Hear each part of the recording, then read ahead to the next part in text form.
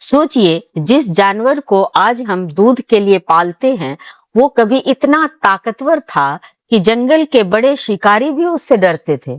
लेकिन फिर ऐसा क्या हुआ कि वही खतरनाक जानवर आज हमारे खेतों में आराम से घास खा रहा है? आज हम जानेंगे एक असली इवोल्यूशन की कहानी, जहां जंगल का राजा इंसान का साथी बन गया। हजारों साल पहले धरती पर एक विशाल जंगली बैल रहता था, जिसे ऑरक्स कहा जाता था। इसका वैज्ञानिक नाम बॉस प्रिमिजीनियस है। ये दिखने में आज की गाय जैसा था, लेकिन उससे कई गुना ज्यादा लंबा और भारी था।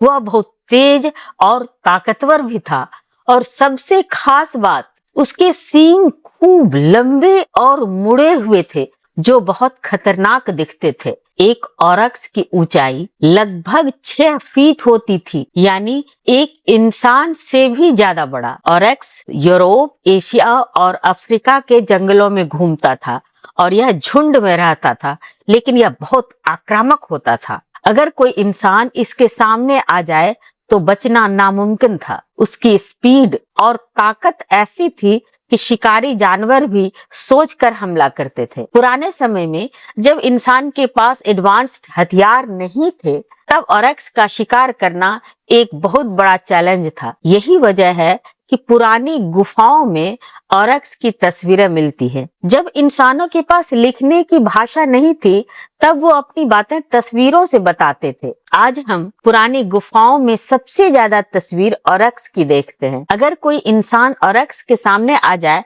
तो उसकी जान भी जा सकती थी, इसलिए लोग उससे बेहद डरते थे और उस डर को गुफाओं की दीवारों पर उतारते थे। पुराने समय में लोग मानते थे कि जिस चीज से डर लगता है उसे सम्मान देना चाहिए। इसीलिए ऑरक्स को सिर्फ डर से नहीं, बल्कि ताकत के प्रतीक, सिंबल ऑफ पावर के रूप में देखा जाता था। लोग उसकी तस्वीर बनाते थे, शायद उसकी पूजा भी करते होंगे, ताकि शिकार में सफलता मिले। इसे कहते हैं हंटिंग मैजिक बिलीफ, यानी पहले तस्वीर बनाओ, फिर असली शिकार आसान होगा। कुछ वैज्ञानिक गुफाओं की पेंटिंग्स के बारे में कहते हैं कि वह पेंटिंग्स शिकार की स्ट्रेटेजी सिखाने के लिए थी, कि कैसे और कहां हमला करना है, किस तरह से घेरना है। मतलब ये एक तरह का एंशिएंट ट्रेनिंग सिस्टम था। आज से 17,000 से 30,000 साल पहले इंसान ऑरक्स को इतना इम्पोर्टेंट मानता था कि उसने उसे पत्थर की दीवारों पर हमेशा के लिए दर्ज कर दिया। अर्थात गुफाओं की दीवारों पर बनी ये तस्वीरें सिर्फ कला नहीं है, ये उस डर और सम्मान की कहानी है जो हर इंसान एक खतरनाक ऑरक्स के लिए महसूस करता था। अब सबसे इंटरेस्टिंग सवाल, इतना खतरनाक जानवर पालतू कैसे बन गया? लगभग 10,000 साल पहले जब इंसान खेती करना सीख रहा था, तब उसे जरूरत थी ऐसे जानवरों की जो उसकी मदद कर सके, दूध दे सके, खेत में काम करे और साथ भी दे। तो इंसानों ने ऑरक्स को पकड़ना शुरू किया, लेकिन ध्यान से, वे सबसे शांत और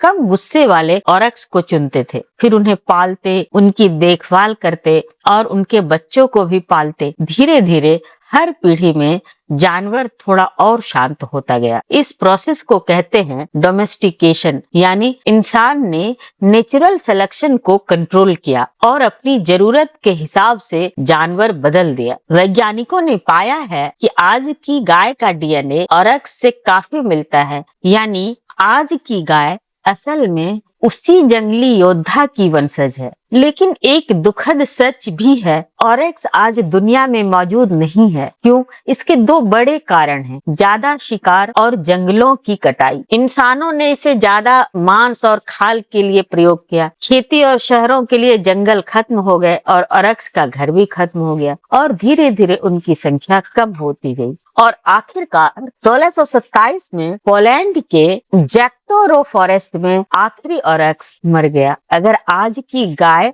और ऑरक्स को कंपेयर करें तो ऑरक्स जंगली, ताकतवर और आक्रामक था, और गाय शांत, पालतू और इंसानों पर निर्भर है। यानी इंसानों ने एक खतरनाक जानवर को पूरी तरह बदल दिया। तो गाय केवल साधारण जानवर नहीं है, वो एक ऐसे योद्धा की वंशज है जिससे कभी पूरा जंगल डरता था।